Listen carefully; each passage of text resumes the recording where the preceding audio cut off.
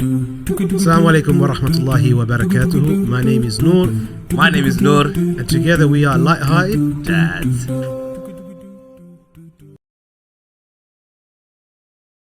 Do you sink to their level?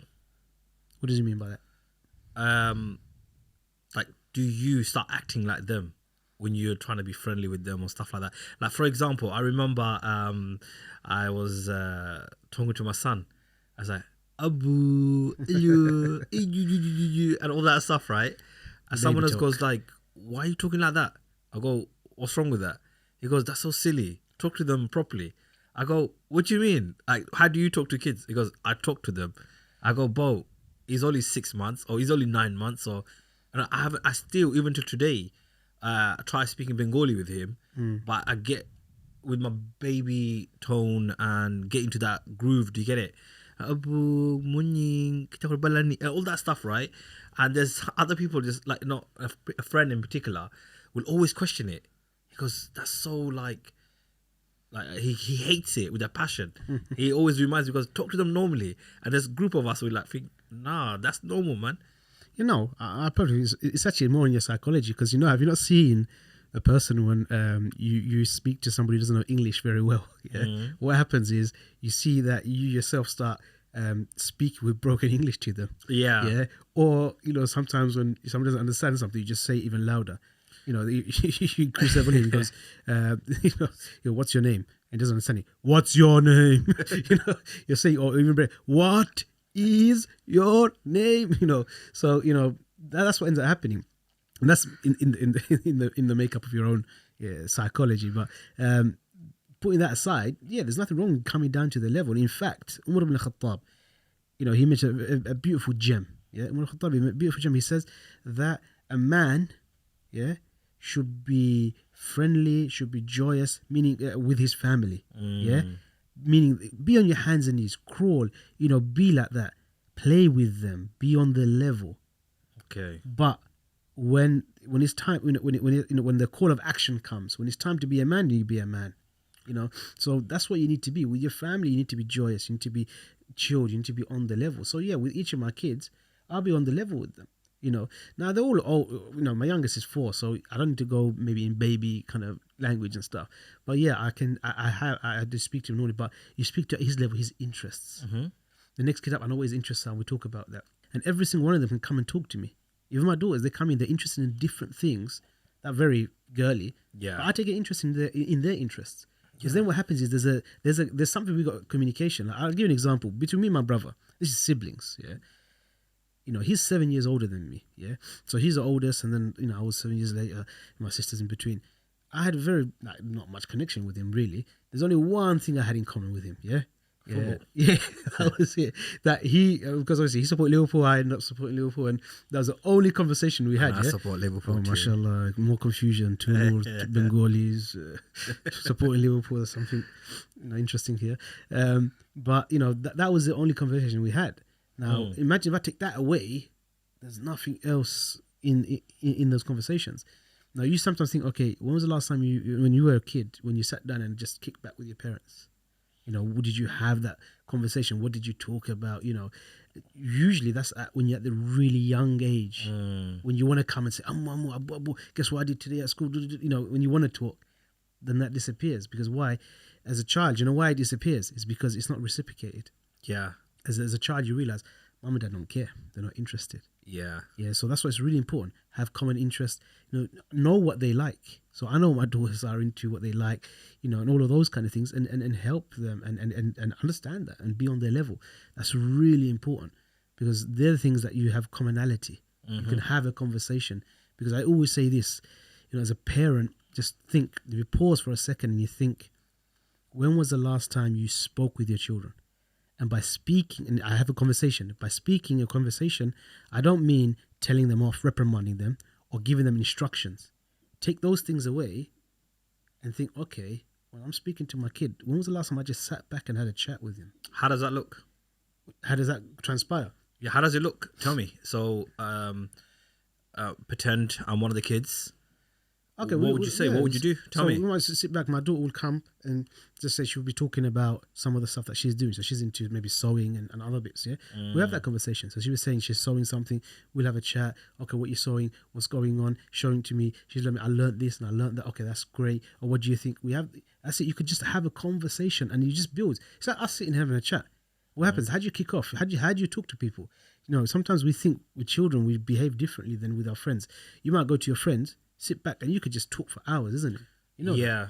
And that's what it is. Just sometimes sitting back with your kid and just having a chat, and you might pick up from something like you might be something like I said, you do the Hulk stuff. So you might start talking about Hulk, and then suddenly you go off to talking about gamma radiation, and then it goes into science somewhere. Then maybe evolution. You could just what's go, that? Gamma. Yeah, you don't know. I thought you'd be the Hulk, bro. Come on, I don't even know what that is. Why did the Hulk became the Hulk? You know, you're exposed to the gamma radiation, isn't it? Oh, is it? Yeah. Bro, I haven't got a clue, bro. I don't focus in stuff like that. Right, yeah. You like to be the Avenger, but you don't know nothing about it. I don't know how he explodes or nothing like that, bro. Yeah, so you know, it's those things. You can really go off on a tangent, and you can just go anywhere with them, and any conversation. Sometimes just be silly with them.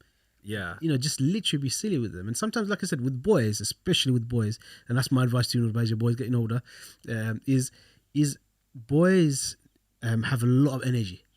Yeah? Trust me, bro. You know that. Yeah. You grew up. They got energy. They need to burn that energy. Yeah.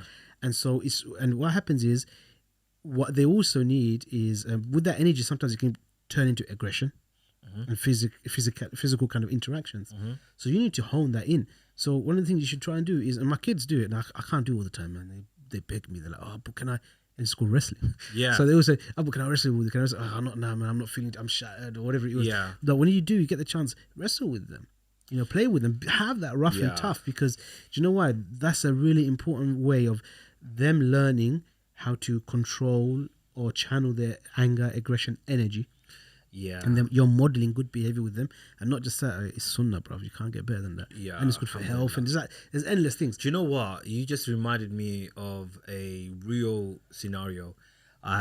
So it was a couple of years back, and my younger brother was actually looking at me, and he got very upset as I was playing with his kids, and I was like. And obviously, one day he just went on a mad diet, and he was telling me, he just literally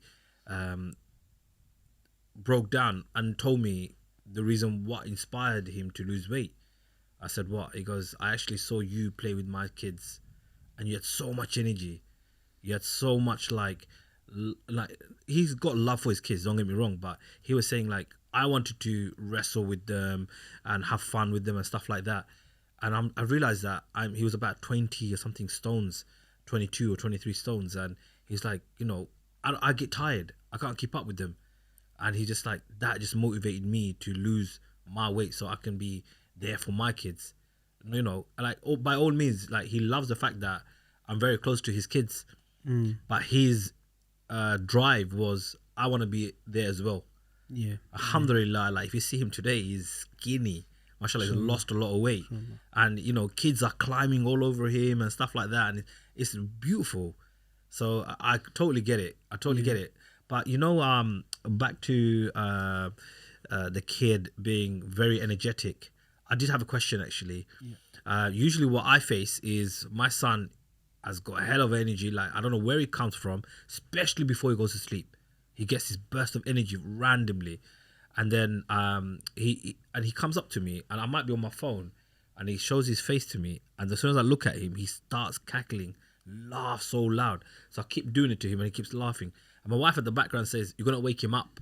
You're gonna wake him up. He needs to go to sleep. Don't wake him up." Does that actually happen? What, that the energy wakes them up? You know, the fact that I'm actually messing about with them or tickling them or fighting them, does that actually wake them up? Yeah, well, if you're going to play with them, obviously... Oh, you mean they're going to go to sleep, wake up? Or you're talking about just like it's triggering their energetic... Yeah, energy? It's almost like he's bedtime. Okay, right. I know he's going to go to sleep anyway, right? but he gets this burst of energy randomly before he goes to sleep. Yeah, the kids always do that. They get their burst of energy before sleep. That's when you're going to find out they want to do all the things that they've not done the whole day. Okay. They want to read all the books they've not read the whole day. Yeah, it's just the kids before bedtime.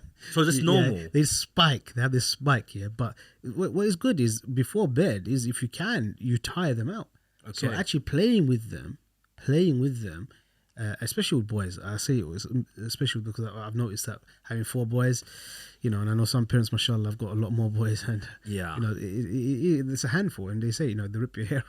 Some parents are ripping their hairs out like, what do I do with the boys? Because it's driving each other crazy.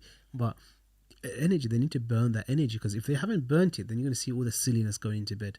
Now your son is just obviously, he's just alone in that sense. He hasn't got any siblings, but when they got siblings, then you start seeing more and more that silly behavior before bed. They haven't burnt off their energy.